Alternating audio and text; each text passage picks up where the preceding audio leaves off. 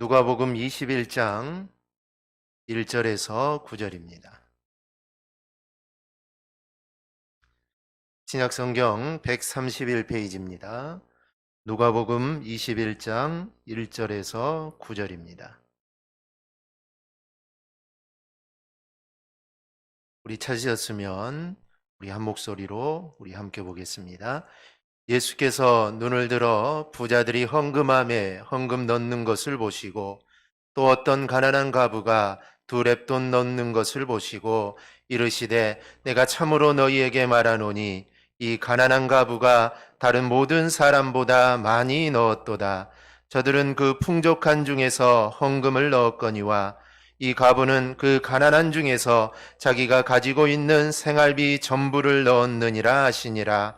어떤 사람들이 성전을 가리켜 그 아름다운 돌과 헌물로 꾸민 것을 말하며 예수께서 이르시되 너희 보는 이것들이 날이 이르면 돌 하나도 돌 위에 남지 않고 다 무너뜨려지리라.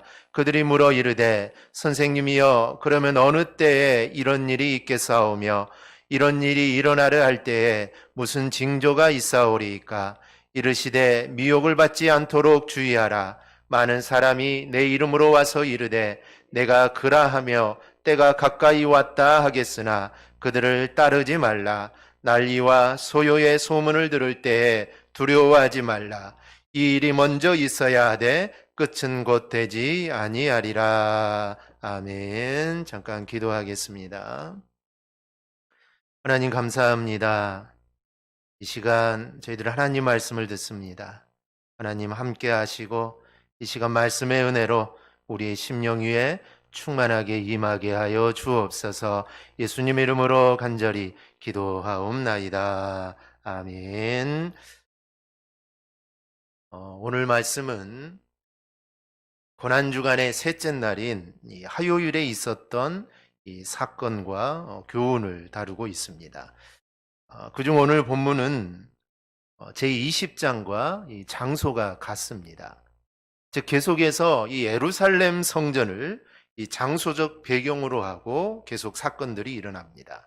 그 중에서 이 부자와 이 과부의 헌금에 대한 이 주님의 비교와 또 예루살렘 성전의 파괴에 대한 예수님의 말씀에 대해서 이 보도하고 있습니다. 하루는 주님께서 성전에 있는 헌금궤 앞에 앉으셔서 사람들이 헌금하는 모습을 지켜보셨습니다. 그래서 여러 사람이 헌금궤에 헌금을 넣었는데 그 중에는 제법 헌금을 많이 이렇게 넣는 사람이 있었습니다. 그런데 주님께서는 그런 사람에 대해서는 단 한마디 말씀도 하지 않으셨습니다. 그러다가 한 과부가 드린 이 두 렙돈의 헌금에 대해서는 다른 사람보다 정말 많이 넣었다라고 하시면서 칭찬을 하셨습니다. 사실 21장은 20장 마지막 말씀과 연결이 됩니다. 20장 마지막 부분에서 예수님께서는 이 가난한 과부의 이 가산을 삼키는 서기관들에 대해 이야기하시면서 이 서기관들의 불의와 외식을 경고하셨습니다.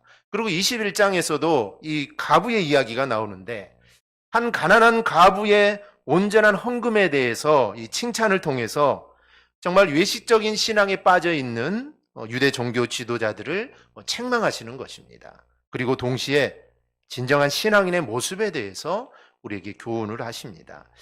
이야기는 우리가 생각하면 생각할수록 정말 많은 것을 함축하고 있습니다. 그런데 이 같은 장소인 성전에서 또 전혀 다른 이야기가 전개됩니다.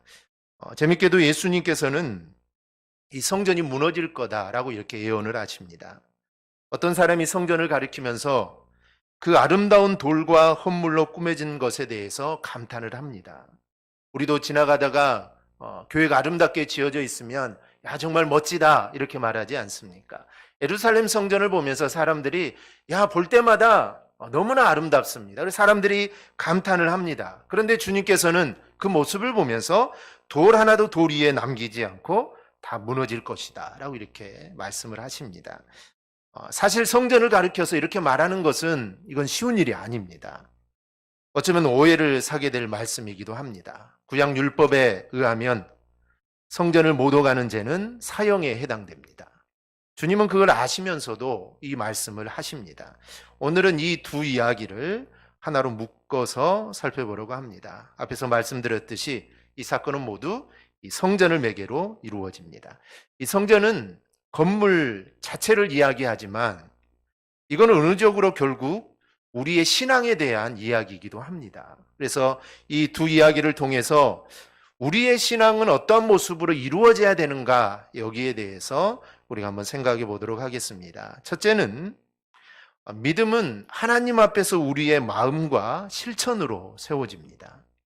누가는 이 페니크란이라는 단어를 사용해서 이 가부가 헌금하기에 매우 힘든 정말 급빈 계층의 사람이었음을 잘 보여주고 있습니다. 이 가난한으로 이 번역된 페니크라는 극도로 가난한 상태를 나타냅니다. 그냥 가난할 정도가 아니라 정말 극도로 가난한 그런 때 사용되는 단어입니다. 그리고 신약 성경에서 오직 오늘 본문에만 사용되어지는 그 단어이기도 합니다. 당시의 가부장적 사회에서 또 경제적 활동이 극히 제한받았던 이 가부들은 가장 가난한 계층에 속했던 사람입니다. 그리고 교회가 구제를 할 때 제일 먼저 대상에 올라가는 사람이 바로 이 가부와 또 고아들입니다. 그리고 이 두 렙도는 이러한 사실을 더욱더 분명하게 우리에게 보여줍니다. 이 렙돈이라는 것은 유대 화폐의 가장 최소 단위입니다. 가장 작은 단위죠. 그리고 로마 화폐의 이 최소 단위인 고드란트의 2분의 1에 해당되는 이 화폐입니다. 또한 이 한 렙돈, 오늘 가부는 두 렙돈을 헌물로 해드렸는데 이 한 렙돈은 당시 노동자들의 하루 품삯이었던 데나리온의 128분의 1에 해당되는 그런 금액입니다. 당시 성전 규정상 한 렙돈을 헌금하는 것은 금지되어 있었습니다. 그래서 한 렙돈을 하나님께 그 당시에는 헌금할 수 없습니다. 그러니 그 당시에 가장 작은 단위의 헌금은 이 두 렙돈이 되는 것입니다. 그래서 이 가부는 두 렙돈을 헌금했다는 것입니다. 그래서 당시에 헌금할 수 있는 가장 작은 액수의 헌금이었습니다. 반면에 이것은 가난한 가부가 드릴 수 있는 최상의 것이기도 합니다. 예수님은 신적 능력으로 이 가부가 두 렙돈을 헌금한 걸 알았고 이 두 렙돈이 이 가부의 또 생활비 전부고 그녀가 드릴 수 있는 최선의 것이었음을 우리 주님은 아셨습니다. 따라서 본절은 여인이 얼마나 빈궁한 삶을 살고 있는가를 우리에게 보여줍니다. 그리고 뿐만 아니라 이 가부는 하나님께 자신의 최선의 것을 헌금했다는 사실 또한 우리에게 보여주는 것입니다. 가부의 두 렙돈은 지금으로 이야기하면 500원짜리 동전 하나를 헌금한 것과 같습니다. 헌금의 액수로 이야기하는 것은 이건 어리석은 일이지만 오늘날 500원짜리 동전으로 헌금을 하는 사람은 거의 없습니다. 어린아이들도 동전으로 헌금을 거의 하지 않습니다. 최소 1,000원 정도는 헌금을 하지 500원을 헌금하는 일들은 흔하지 않습니다. 그러니 가부가 드린 헌금은 액수로만 이야기하면은 정말 보잘것없는 헌금입니다. 가부의 입장에 생각해 보면 누가 보지 않기를 바랬을 것입니다. 누가 보면 얼마나 창피하겠습니까? 어쩌면 헌금한 옆에 앉아 계신 그 예수님이 앉아 계셨는데 예수님을 보면서 내가 이 헌금을 할까 말까 아마 이 여인은 아마 고민했을 것입니다. 어쨌든 가부는 두 렙돈을 헌금했고 주님은 이것을 보셨습니다. 그런데 주님은 정말 이것을 이 헌금 드린 것을 부끄러워서 숨기고 싶은 가부를 들먹이면서 다른 사람보다 많이 드렸다라고 이렇게 칭찬을 하셨습니다. 주님의 칭찬은 가벼운 정도의 칭찬이 아닙니다. 오늘 3절을 보면 이렇게 말씀하십니다. 이 가난한 가부가 다른 모든 사람보다 많이 넣었도다. 그냥 많이 넣었다가 아니라 다른 모든 사람보다 많이 넣었다라고 이렇게 말씀을 합니다. 다른 사람보다라고 이렇게 말하면 그냥 비교급이죠. 이 사람보다 더 많이 넣었다. 그런데 다른 모든 사람보다라고 말씀하시면 이거는 최상급입니다. 정말 그 어떤 사람보다 최고로 많이 드렸다라는 것입니다. 500원짜리 동전 하나를 헌금했을 뿐인데 다른 사람보다 정말 많이 넣었다고 하니 뭔가 잘못되지 않으면 이렇게 표현할 수가 없습니다. 그런데 주님은 거짓말을 하시는 분이 아니시죠. 그러므로 적어도 두 가지 면에서 이 말씀은 사실입니다. 하나는 이 여인은 하나님을 사랑하는 마음이 다른 모든 사람보다 컸다라는 것입니다. 이걸 믿음으로 바꾸면 이렇습니다. 하나님에 대한 이 여인의 믿음이야말로 다른 모든 사람보다 컸던 것입니다. 액수를 이야기하기 전에 이 여인이 드린 헌물은 진정성이 그 헌금에 담겨져 있습니다. 금액이 많고 적음을 떠나 이 진정성이 담긴 헌금은 하나님을 진정으로 사랑할 때, 정말 하나님을 믿을 때만 이거는 가능합니다. 주님은 바로 이 여인의 이런 마음, 그리고 이런 믿음을 우리 주님은 보신 겁니다. 헌금을 드린 사람은 많습니다. 더구나 바리새인들은 자신들이 드리는 헌금을 드러나게 보이면서 드렸습니다. 전에도 말씀드렸는데 이 바리새인들은 오죽하면 이 채소의 11조까지 헌금으로 드렸습니다. 율법에는 이 채소의 11조를 드리라는 말이 없습니다. 즉 그들은 율법에도 나오지 않는 헌금을 만들어 가지고 자신들은 아주 철저하게 하나님께 드리고 있다라는 것입니다. 그러나 저들이 드린 많은 액수의 헌금은 저들의 마음을 표현한 것이 아니었습니다. 저들은 하나님을 사랑하기 때문에 헌금을 드린 것이 아닙니다. 저들의 관심은 오직 하나입니다. 자신들의 헌금을 율법에 따라, 아니 율법을 자신들은 뛰어넘어서 우리는 철저하게 드리고 있다는 것을 사람들에게 드러내기 위함이었습니다.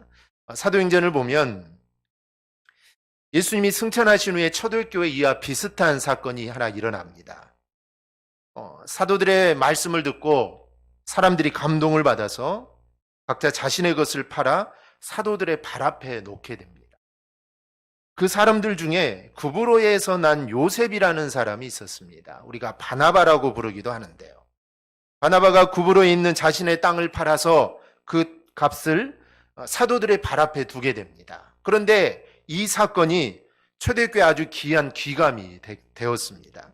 그런데 이를 지켜보던 아나니아와 삽비라라는 부부가 있었습니다. 이들은 자신들도 바나바처럼 인정받고 싶었습니다. 그래서 자신들의 땅을 팔았습니다. 그래서 그 땅 판 값을 사도들의 발 앞에 두기를 원했던 것이죠. 그런데 땅을 팔아보고 나니 이 돈을 다 드리기가 너무 아까운 것입니다. 그래서 절반은 얼마는 숨겨두고 나머지만 베드로 발 앞에 놓으면서 밭을 판 돈 전부를 가져왔다라고 이렇게 합니다. 결국 이들은 성령을 속인 죄로 그 자리에서 하나님의 치심을 받아 죽습니다. 바나바와 이들 부부 사이에는 어떤 차이가 있을까요? 어떤 차이가 있을까요? 바나바는 진정으로 드리고 싶은 마음으로 헌금을 했습니다.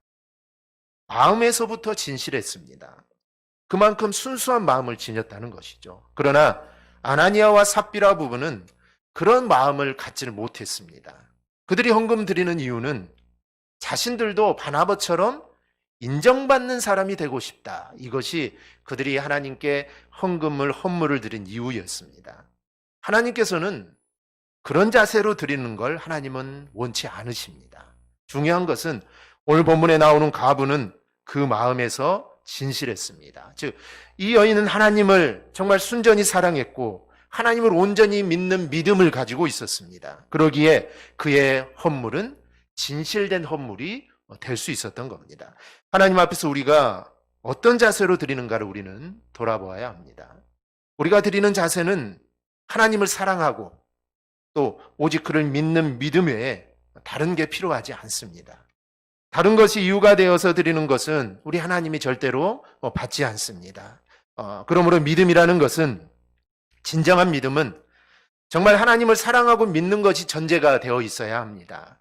다른 것은 필요하지 않습니다. 다른 것을 아무리 잘해도 믿음이 없이는, 정말 순수한 하나님에 대한 사랑이 없이는 하나님께 영광이 절대 되는 것은 아닙니다. 그래서 우리가 헌금뿐만 아니라 우리가 무슨 일을 하든지 우리가 이런 믿음을 가지고 행할 때 그게 바로 하나님께 영광이 돌려지게 됩니다. 또 하나는 이 여인은 실제로 하나님께 다른 모든 사람보다 많이 드린 것입니다. 그 이유를 주님께서 이렇게 말씀합니다. 4절입니다. 저들은 그 풍족한 중에 성금을 넣었거니와 이 과부는 그 가난한 중에서 자기가 가지고 있는 생활비 전부를 넣었느니라. 사람들은 비교를 할 때 액수를 비교합니다. 그래서 많다, 적다 이야기합니다. 그런데 주님은 그렇게 비교하지 않습니다. 주님이 비교하시는 것은 그 사람 자체입니다. 당시 바리새인을 비롯한 많은 사람들도 헌금을 드렸습니다. 적어도 이들은 동전 한 입을 가져오지 않았을 것입니다.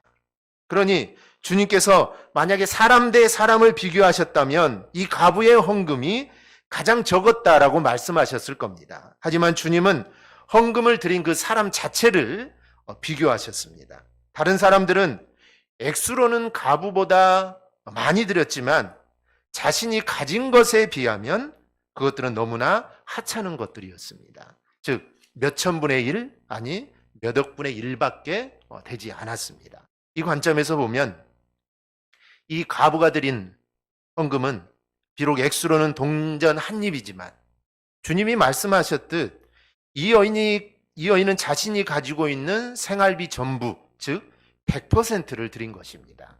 그래서 주님은 이 과부가 다른 사람보다 많이 넣었다라고 말씀을 하신 겁니다. 여기서 우리는 생활비 전부를 드릴 수 있는 여인의 믿음을 우리는 보아야 합니다. 금액이 많고 적음이 중요한 것이 아닙니다. 진정으로 하나님을 사랑하고 믿었기에 이 여인은 자신이 가진 것 전부를 헌금으로 드릴 수 있었습니다.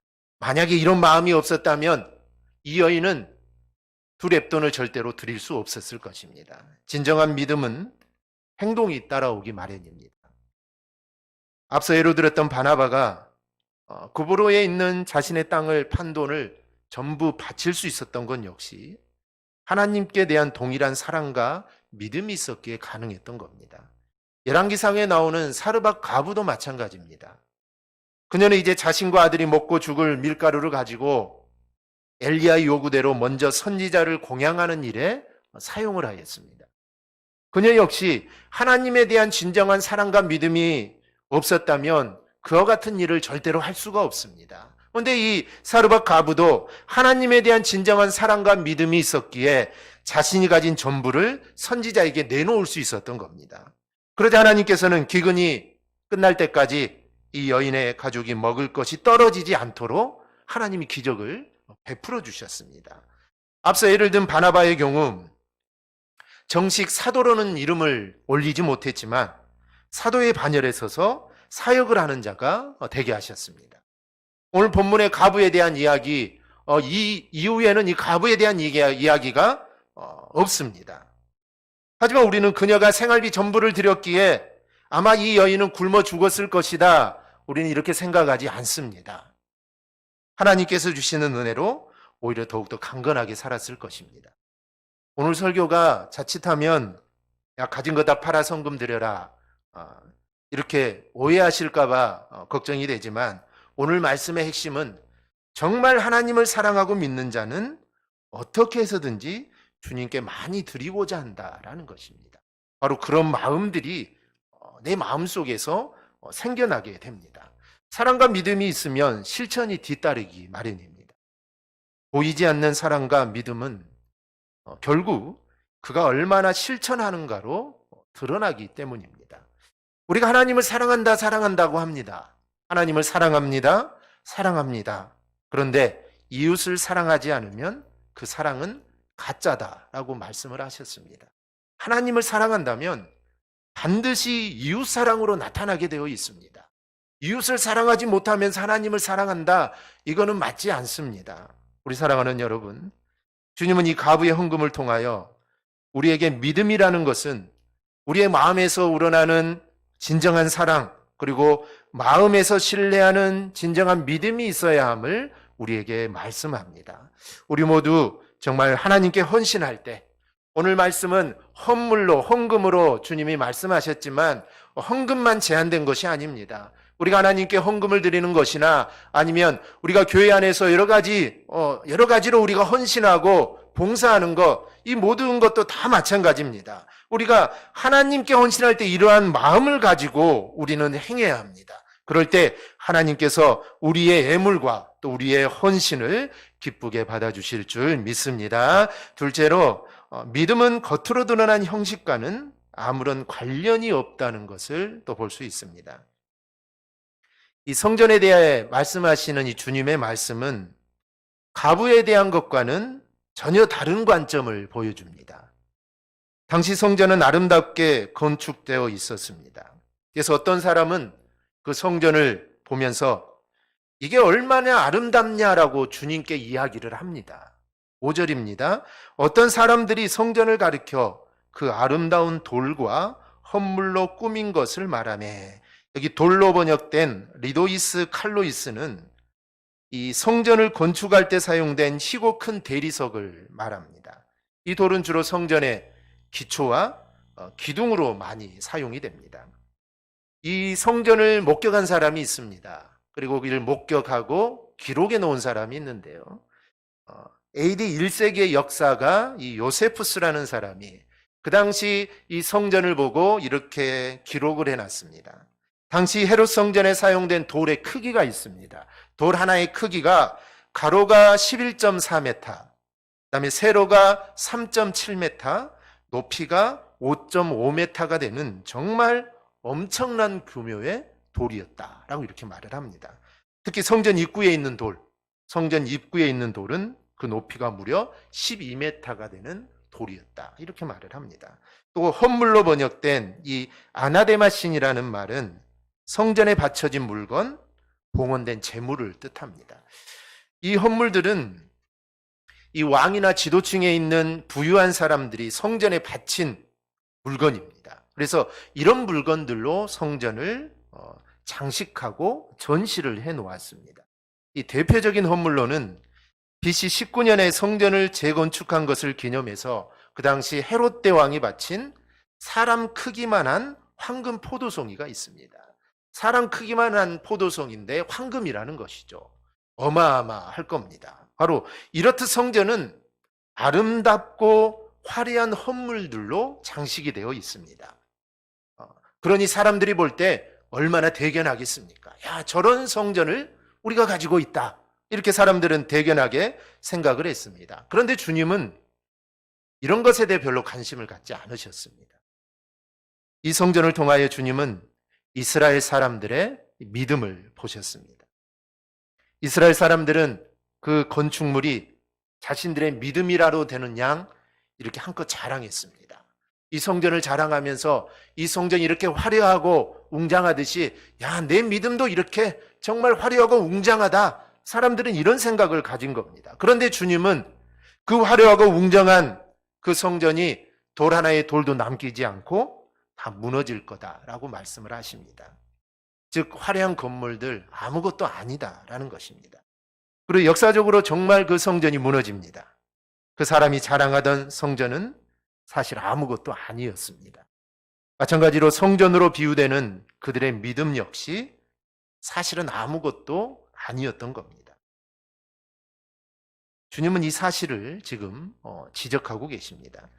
성전에 비유되는 당시 그들의 신앙이라는 것은 율법적인 형식으로 세워진 신앙이었습니다. 또 겉으로 드러나는 외형적인 신앙이었습니다. 그런 것들은 아무리 멋지게 세운다 하더라도 진실한 신앙과는 아무런 관련이 없는 것들입니다. 마태복음 7장을 보면 주님이 하신 말씀 중에 모래 위에 지은 집과 반석 위에 지은 집에 대해서 말씀을 하십니다. 우리는 모래 위에 집을 세울 수 있습니다. 모래 위에도 아름답게 지을 수 있습니다. 여름이 되면 해변가의 모래로 아름답고 거대한 조각상을 만들기도 합니다. 얼마나 아름답습니까? 그런데 비가 한번 오면 그 장엄한 모래 조각은 흔적도 없이 사라져 버립니다. 모래 위에 지은 아름다운 집도 이 비가 오면 무너질 수밖에 없습니다. 우리가 뉴스를 보면은 멀쩡하던 집이나 아파트가 꺼져서 내려가고 튼튼하던 건물이 기울어지고 금이 쩍쩍합니다. 왜 그럴까요? 기반을 잘 다지지 않았거나 그 건물 주변에 새롭게 뭔가를 건설하다가 집안이 변해서 그렇습니다. 그만큼 기초가 튼튼해야 된다는 것이죠. 신앙도 그렇습니다. 외형적으로 보기에 좋은 것은 아무 소용이 없습니다. 주님이 오시는 그날 외형적인 것들은 다 무너져 버리기 때문입니다. 주님은 그런 모습을 결코 칭찬하지 않습니다. 오히려 정말 수더분한 모습을 가졌더라도 정말 옹골차게 세워진 그 믿음을 우리 주님은 원하십니다. 근데 현대교회를 보면 왜 이렇게 외형적이고 또 형식적인 것에 마음을 쏟는지 모르겠습니다. 예배당을 지어도 정말 크게 지으려고 합니다. 크고 화려하게 지으면 당연히 좋겠죠. 크고 화려하게 지으면 당연히 좋습니다. 그런데 빚을 내면서 법을 어기면서 정말 크고 웅장하게 짓기도 합니다. 하나님께서 정말 주일에 한 번 사용하고 일주일 내내 문을 닫아 놓을 성전을 과연 그렇게 크고 웅장하게 지을 것을 하나님 바라실까요? 또 예배 때 보면은 큰 교회들은 오케스트라가 있습니다. 오케스트라가 찬양을 하죠. 그러면 얼마나 아름답습니까? 그러다 보니 전문 오케스트라가 돈을 받으면서 찬양을 합니다.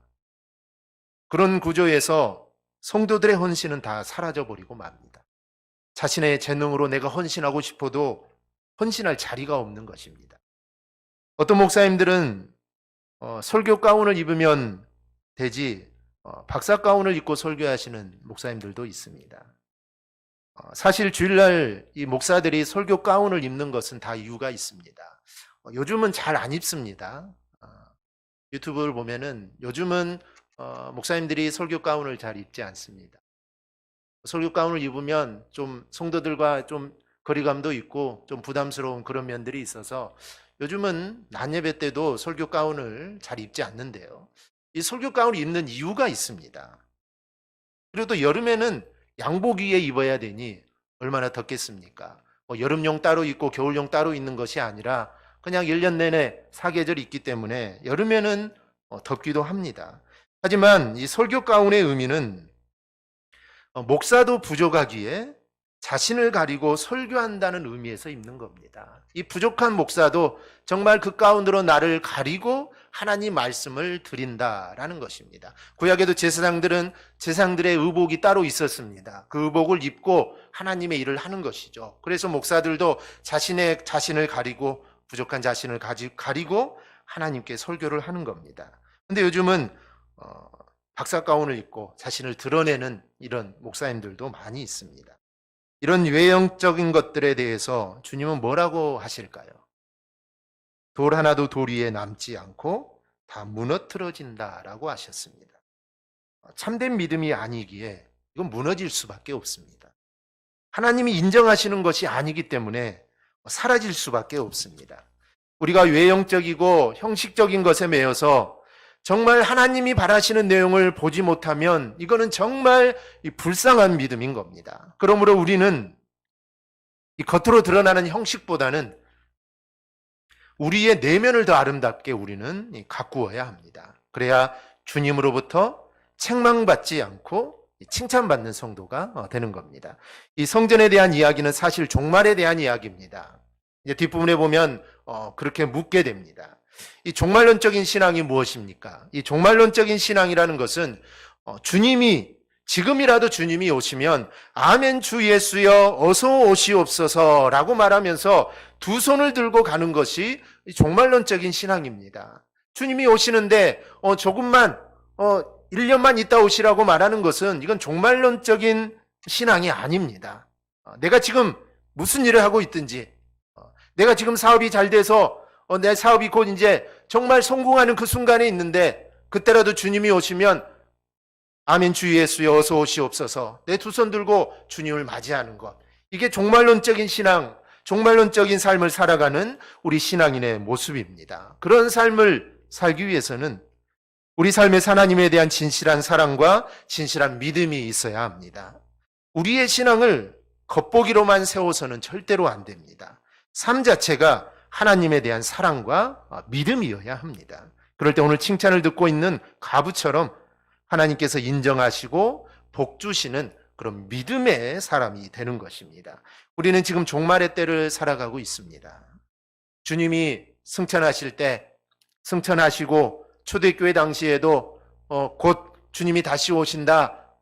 초대교회 성도들은 정말 주님이 곧 오신다라는 그 믿음을 붙잡고 그들은 핍박을 견디면서 이겨나갔습니다. 그런데 벌써 2000년이라는 세월이 흘러버렸습니다. 지금은 주님이 오시는 날이 점점 더 가까워지고 있는 것입니다. 이럴 때 우리는 우리의 믿음을 다시 한번 생각해 봐야 합니다. 주님이 다시 오셨을 때 오늘 주님께서 이 가부를 보시고 칭찬하셨듯이 주님이 다시 오셨을 때 과연 내 믿음이 주님으로부터 칭찬을 받을 믿음인지 아니면 정말 부끄러움을 당할 믿음인지 우리는 내 자신을 늘 되돌아봐야 합니다.